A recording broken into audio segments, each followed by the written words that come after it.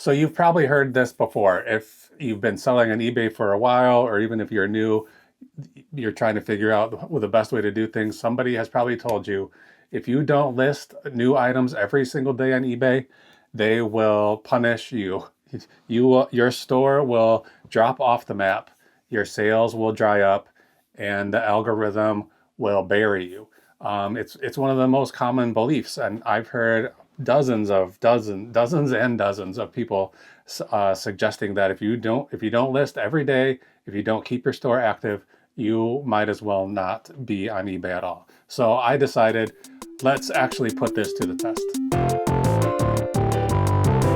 So welcome back to eBay Lab. This is a series on my channel where I just take a look at some of the most common theories and hypotheses and legends and myths about what it takes to be successful on eBay, and I do my best to put them to the test. So this time out, I decided I'm going to take this legend. I've heard this many, many times, that if you don't list in your store, or if you don't at least stay active in your store somehow, that you will be demoted somehow by eBay. The algorithm will not be happy with you and will not show your listings to buyers, and your sales will dry up. So this last week, for a full week, 7 days, I didn't list anything at all in my shop. I didn't create any new listings. I didn't make any, I didn't relist, and I didn't end and relist anything, just nothing. There's no new stuff in my shop at all for the last week.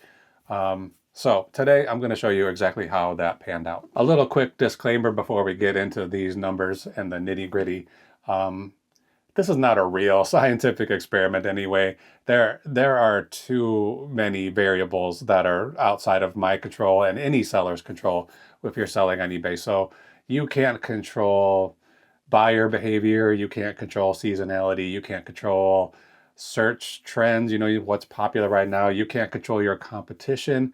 And on top of that, I only did this for 7 days. It's a pretty short test. So really, this is not proof of anything. This is just I'm just going to tell you the data from my actual real world experience. You can think of it as like a quick case study, but it's not really a final answer to this question. All right, so here's the setup. This is exactly what I did. From February 2nd until February 9th, this is 2026, I listed exactly 0 items in my shop.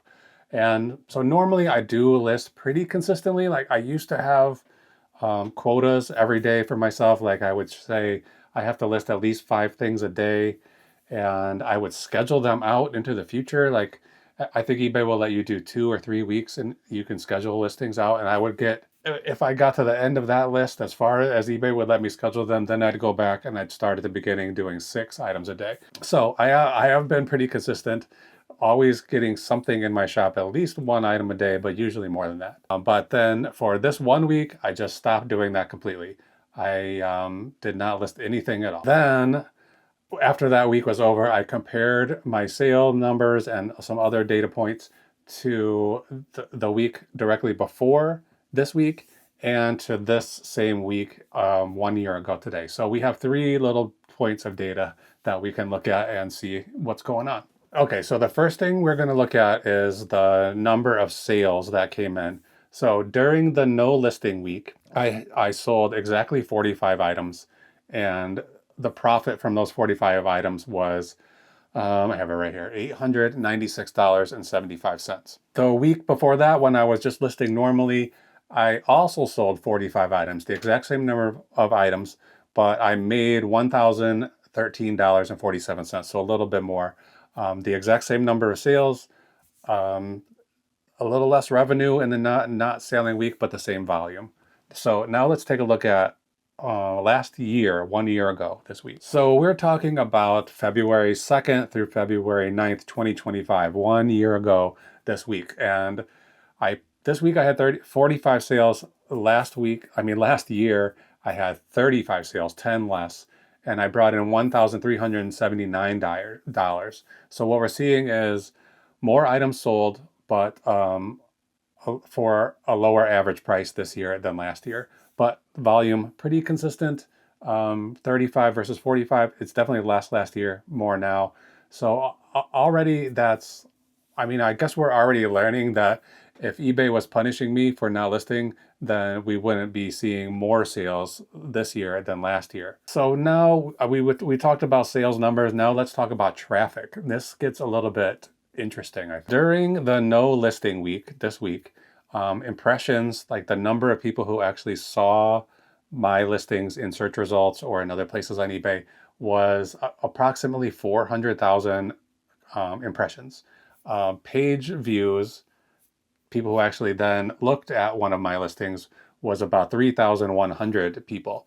So it's a click-through rate of about 0.7%. It seems pretty low, but I don't know what's normal, but that seems pretty low to me. I'm not sure.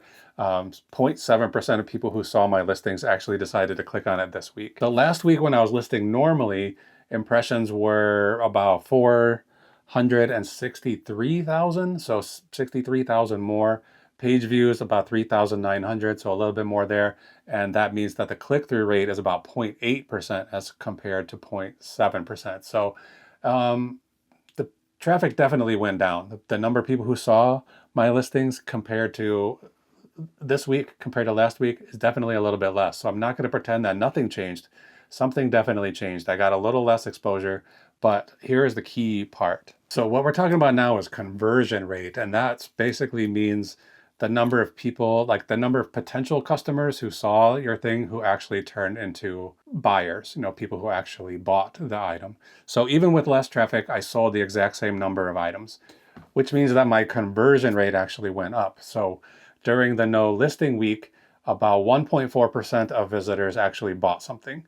The week before that, about 1.1. So I had fewer people coming in, but more of the people who came in were serious buyers, and I thought that was kind of surprising. So what does this all actually suggest? Well, it seems like eBay might care a little bit about if you have new listings in your shop, a little bit. Maybe not as much as has been suggested, but traffic definitely did drop in my shop. It dipped a little bit, but it did not destroy my store. It did not kill my sales. It didn't tank my ratings. It didn't shut me down in any way whatsoever. My existing inventory still did the work and people were buying it. My older listings continued to be searched for and showed up. They got clicks, they got converted into sales, which tells me your back catalog of old items can be important. That probably matters just as much as new listings. So it is important to take into consideration the type of store that you have. So my store is in a position where maybe not listing is not going to affect me that much. I have a relatively large store. I think I have about 1,700 items in my shop right now. A lot of those items are long tail items, like things I knew were going to take a while to sell, unique, interesting, one of a kind items that you're just waiting for the person who wants it to come. And listing that repeatedly is not going to make that person come. Lowering the price isn't going to make that person come. You just have to wait until that person comes. And some of these sales that I had in the last weeks were from those people who just came along when I needed them to come. And a lot of my listings are relatively unique. And, I don't have a lot of competition. So if somebody is searching for, this giant stuffed tiger that I have right here off to the side, there won't be a lot of other options for them to choose from. And so I also have stuff that's been listed for years, and sooner or later that stuff has to sell. And some of it just sold this week. So if you only have 20 listings, 50 listings in your shop, maybe things will turn out a little differently for you if you did this same kind of an experiment. So if you're brand new to eBay, I don't want to say that the idea of a listing daily or at least regularly is a bad one. You should be getting as much stuff into your shop as you can. You'll never sell anything if it's not listed. And listing daily is a good habit. It's a good practice to get into, because it's like, I know for me anyway, if I took a day off and then on the second day I might say, well, maybe I skipped yesterday, I might as well skip today too. And then the third day comes along and I just don't want to get up in the morning. And then pretty soon a month has gone by and I haven't listed anything new, and I'm not going to sell anything if I don't have it listed. So I think it is a good practice. List daily if you can. If you pick a quota, if you could say, I want to do 2 items a day, that's going to be a good practice for you. If you can do 5 items a day, that's going to be even better. If you can do 10 items a day, don't fill your shop up with garbage just to make listings though. Make sure that you're doing the same due diligence on what you're selling. You want something that has a decent sell-through rate, something that is priced properly, good photos, good titles, all of that stuff. So basically, don't copy this experiment blindly unless you're just experimenting to find out how it works in your shop. So, okay, my honest takeaway from this experiment. Did eBay punish me for not listing for a week? No, not really. Did traffic drop a little? Yes, it did. Did it matter? No, it didn't matter. My sales were just fine, and they did not collapse. Everything is working out just fine in my shop, even though I haven't listed anything in 7 days. Obviously, I think that listing daily is a good idea, but it isn't going to be magic. That's not going to be the answer to making sure that you're selling tons of stuff. I think the answer, like I said before, is having good inventory that people actually want, having fair pricing, having good titles so your items are searchable, being consistent, continuing to offer good service. All of that stuff matters more than if you're listing every single day. I only did this test for 7 days, which is not really long enough to get clear, clean results. I don't think I'll probably do much longer. I want to keep stuff listed in my shop, and I don't want to have stuff piling up around here that's not getting listed. So I probably won't be doing this test again, but we'll see. You never say never. I might have a reason to do it again, but for now, my takeaway is that the idea that one bad week of not listing anything in your store is a myth. The data that I have doesn't support that, and I'm not going to recommend you do it, but if you do, don't feel too bad about yourself. Okay, so like I said, I have been getting sales this week, and I have some things that need to go out today. This morning, I loaded my shop up with like close to 50 items, like all the stuff that I've been purchasing over the last week while I wasn't listing anything. All of that stuff got listed today. I think you probably saw most of it somewhere along the way in some older videos. If you haven't seen those, you can go back and look at some of my thrift store hauls and other pickups. But right now there are five orders that I saw earlier that all need to get packed tonight. So we're going to go into the kitchen to my packing bench and get all of that stuff packed up. I grabbed all of the orders that are going out tonight. I also got packaging materials, so we're going to get this done pretty quickly.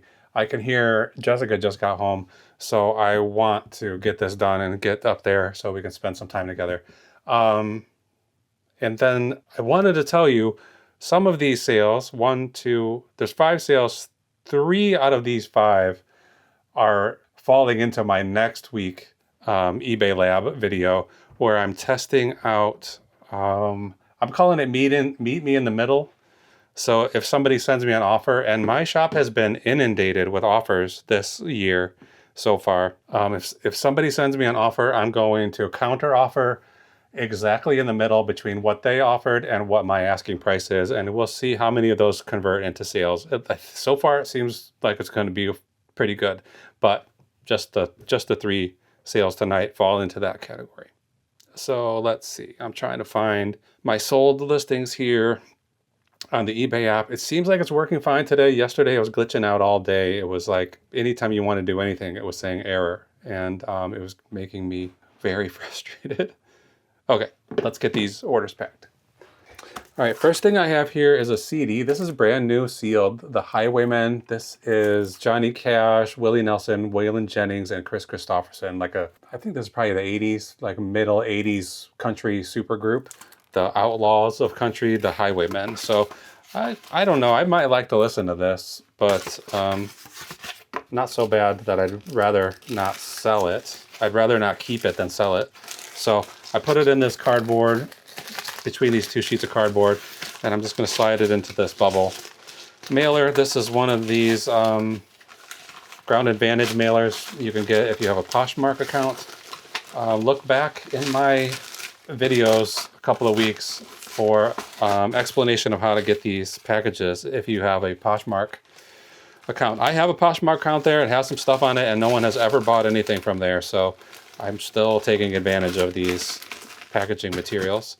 And I folded this over, and I like to close these sides. Just feels like this opening could catch on some sorting machines or something like that. So I usually put a little tape over those to keep that from happening. Okay, this is called I'm just gonna write CD on here. CD, that's the only one that's going out tonight. 6 ounces. This is gonna be about 11 by 9 by 1. It's going to somebody named SK in Wisconsin. And where did I even get this? I got this, I can't remember for sure in my notes. I don't always have the best notes. I'm pretty good at it, but it's not always totally accurate. So I don't know where this came from, but I got it for free. It wasn't even that long ago, October. I remember thinking about keeping it, but I don't even remember where it came from, but it was free. And I sold it for $10. So not a huge profit there, but it's fine. And then next up is this fish. It's like a, I don't know if this would be considered a vase or a planter. I think sometimes they call them gurgling or guggling jugs because if you pour water out of it, it's supposed to make like a gurgling noise. This one doesn't have, I don't know if you can see on the bottom, it has like somebody tried to peel off the sticker and they left the adhesive. So it may have had a brand name on there that would have told me who made this, but unfortunately it doesn't have any kind of maker's marks on it. But I did sell one, I mean, it looked identical to this, but a little bit bigger, just shortly, maybe less than a month ago. And I bought that and it had some chips on it and it still sold very quickly, only for like 15 bucks. If it didn't have those chips, I think it was worth more like 60. So I saw this one at the Goodwill, right? Yeah, at the Goodwill. This was in January 16th. I picked this up at the Goodwill. It has one kind of major chip on it, unfortunately. But I figured I sold that other one with chips on it. Let me try this one. It was only, I think it was 99 cents. I think it was 99 cents at the Goodwill. So I put down here a cost of goods of $1.81. So I probably put some of the tax from this item and from other stuff I bought that day and just assigned it to this fish. But it sold faster than I thought. Only $14.99, but something you only paid $1 for to sell it for $15. That's not too bad. It's not that incredibly fragile either. And it's nice and small, so I don't have to have a huge box. I'm not going to double box this like I might normally with something fragile like this, because I think it's small enough.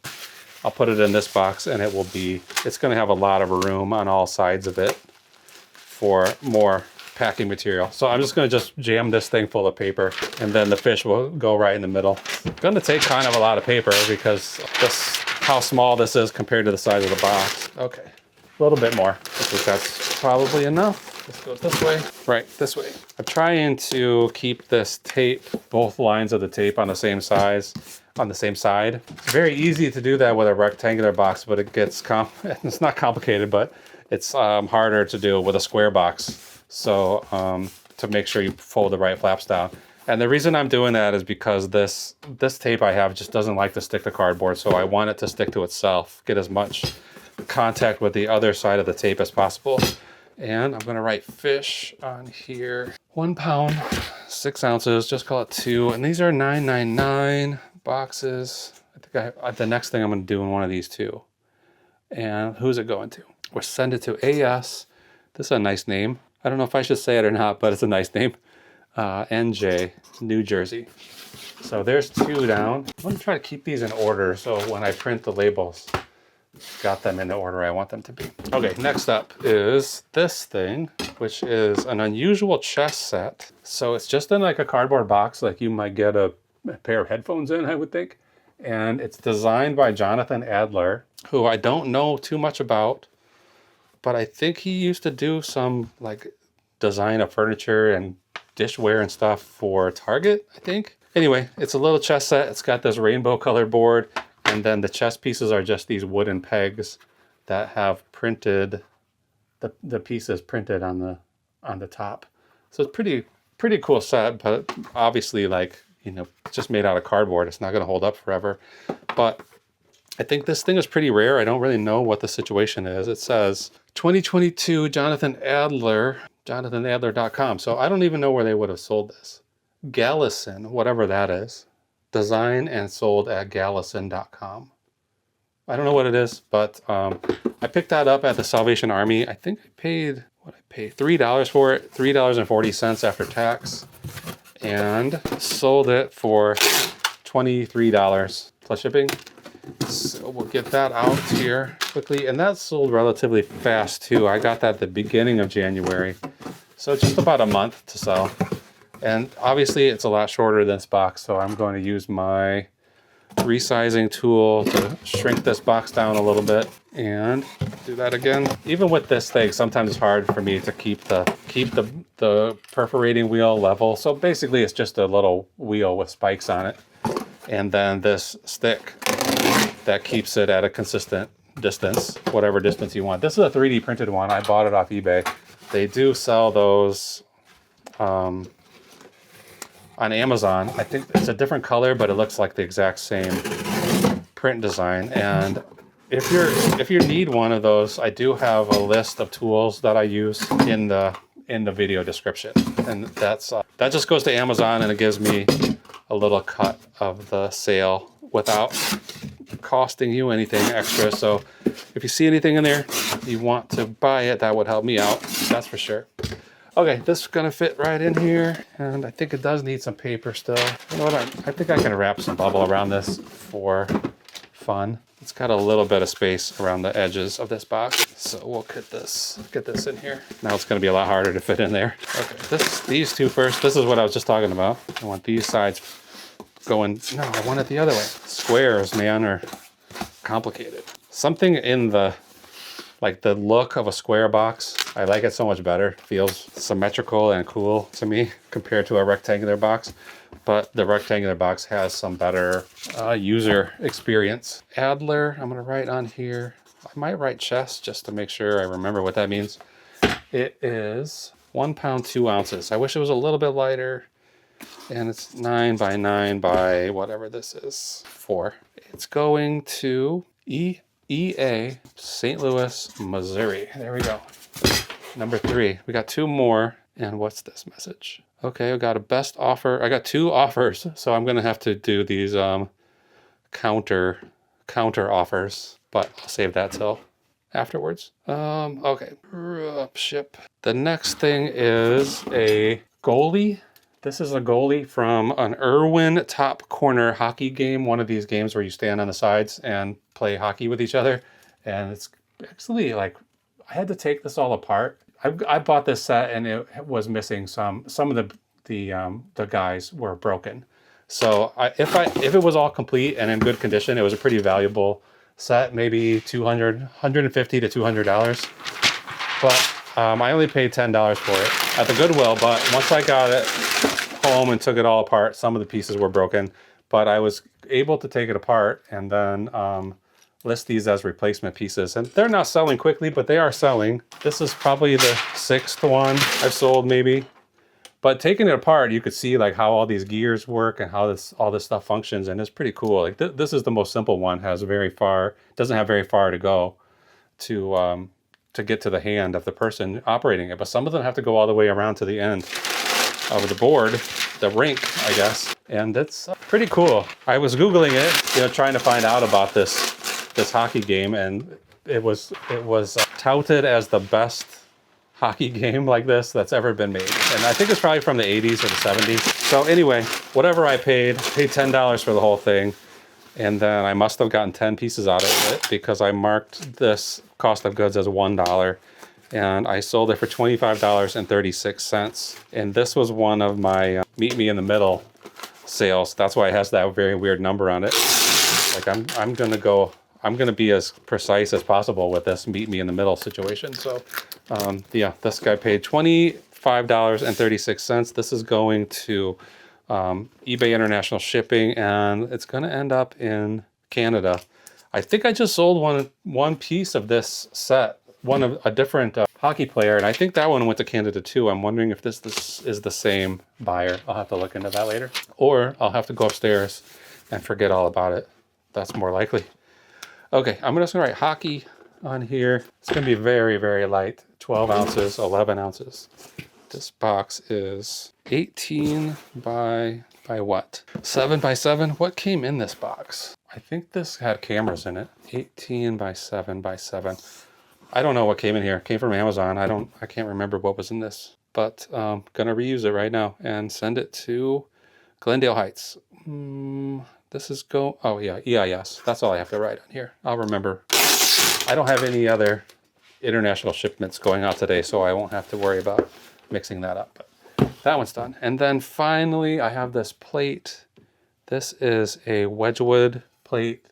This pattern is called Wedgwood Vibrance, and it's really nice. Like, it's got this turquoise around the rim and black and gold details here. It's beautiful. Feels so good when you hold it. Like, yeah, great. They sometimes you can just pick a plate up at the thrift store and you can just tell, like, this one is a good one. This is a high quality manufacturer, and that Wedgwood stuff, get that feeling when you pick it up. Before you ever even see the name on it, you can tell it's a better quality plate than most. I have this huge box here, 15 by 15 by 4. I bought these boxes specifically for plates because I picked up a big lot of these different designer plates several years ago now, but they're moving for sure. Not quickly and not for like incredible prices, but they're moving. This one is another meet me in the middle. And this one sold for $20.50 plus shipping, of course. So I'm gonna wrap it this way with tape. I mean, with bubble wrap, and then I'm gonna put some masking tape on it. This is one of the first tips I ever received from a viewer, someone named Linda, you know, a good supportive viewer. She told me, if you use masking tape on the bubble wrap, it's easier to get off. The buyer can find it easier when they're unwrapping it. And it's also cheaper. So I do that when I think about it. Use the masking tape instead of packing tape. But sometimes I'm just in the heat of the moment getting this stuff packed up.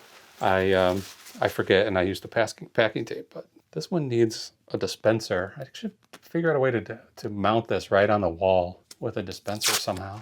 Do I have one? I think I have a masking tape dispenser around here somewhere. Put it right here on my pegboard. Okay, this is, I was just about to put that packing tape because it's like, you know, force of habit. Okay, this one's done, and I'm gonna put a bunch of paper in here. All right, I put the plate in as well. Now I'm trying to get it to float right in the middle of this box, which means you gotta fill the corners. And this box is pretty shallow, so it's not gonna take that much paper. I wanna get just a tiny bit more in here. Okay, that's good. Where's this going anyway? Whoops, shit. Okay, this is going to New Hampshire, so it's got a little ways to go. Okay, plate. How much does it weigh? 214, so like 3 pounds. 16 by 5. And what did I say? New Hampshire, KB in New Hampshire. All right, I'm gonna buy the labels for these 5 items. And then I'll come back, give you the lowdown on how much money each of these things actually earned, like the final profit after all fees and everything. And then we'll see exactly how much money we earned for the day. So I'll be right back. Okay, everybody's packed up and ready to go. Labels on and everything. So let's quickly go over these profits. And none of this stuff is exceptionally valuable. So it's gonna be a little, the total today is a little bit disappointing, but whatever, it's not too bad. So the Highwayman CD, $8.16 profit. So I paid $0 for it. The buyer paid $9.99 plus $5.25 shipping. The actual shipping was only $4.47. We did a little bit of profit there. And then eBay fees, $2.61, total of $8.16. Not bad for a free CD that you just throw in an envelope. It's pretty easy. The Fish Vase had a big chip on it, so we didn't get top dollar, but $10.59 for it. Jonathan Adler chess set. This feels off, but I guess it adds up. $16.45 after fees and shipping and everything. The Irwin top corner hockey player. This is the goalie, and he brought in $22.46. This is the top sale of the day, so $22 is not that exciting, but it's fine. And then finally the Wedgwood plate, $15.43. So we're looking at a total today on February 10th, 10 days into the month, of only $86.52. I think I'm shooting for $160 profit every day on average this year. That's what I need to be making. And right now for these 10 days of February, we're at $118.87 average profit per day. So it's got to get up. We got to get up, get moving. only about just slightly under $20 profit per sale. So we could get that number up too. Hopefully we will before the end of the month, and definitely before the end of the year. All right, that's it. Thanks for watching. I'll see you tomorrow. What do I see you tomorrow for? Tomorrow should be what? What day is it? Tomorrow should be a thrifting adventure. So you'll see me at the Goodwill or wherever tomorrow. And then we're just doing videos every day here on this channel. So I'm going to keep it up as long as I can. Right now, I've just hit, I think today actually, I think today might be the anniversary of my first video on YouTube. So 1 year posting a video every single day. And I don't know if I'll keep up that kind of a schedule going forward, but I'm at least going to be doing 4 videos a week. I'm probably going to do 7. How am I going to stop myself? So thanks for watching. We'll see you again very soon. Bye.